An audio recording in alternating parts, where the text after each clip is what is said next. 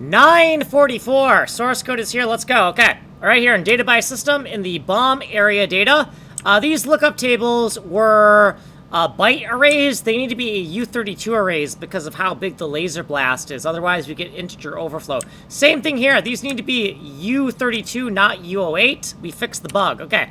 In bomb area, in our area lookup table unit test, we have the expected width and expected height. Those are monkey wrench macros. You can pause here to read these. You can pause here to read these. Let's move on. Okay, if we have a nothing bomb index, then the width and height should be 0. Otherwise, we'll throw an error.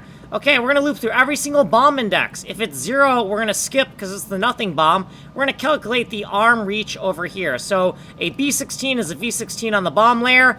And we're going to use the B16 to get out the bomb category, right? We're going to call it bomb cat just because I want to. And then V16 converted to the arm reach. So V16 is going in here, and the arm reach is coming out, right? So the left, right, top, and bottom over here, okay?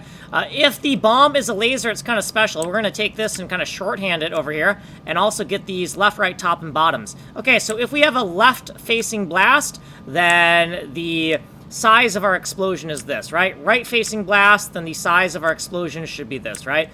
Top-facing blast, then our explosion should be this. Bottom-facing blast, our explosion should be this. Otherwise, we got an error. Okay, general calculation. If we have a spark pin, jacks bomb, or box bomb for our bomb category, it's much more simple. We take the left and right, and we add 1 to account for yourself. We take the top and bottom, add 1 to account for yourself, and now you have to calculate width and height. Throw an error if we somehow get here, because we should have accounted for all the bomb categories by the time we get down here. Okay, so down here, the gotten width and height of our kind of bomb explosion, all we got to do is use the bomb area lookup table. V16 is going in, the width and height is going out. Got width. Okay, if the gotten width and height is not equal to the calculated width and height, we fucked up. We're going to log some data out, and we're going to throw an error message, and that is the end of our loop right here and the end of our function right here. And that's fucking it. So I don't got any more fucking time. If you want a longer explanation, you'll have to go here, because we don't have any time here. Tech demos are here, source code is here. My name's Kanji Coder. I'm making a game engine. Like and subscribe.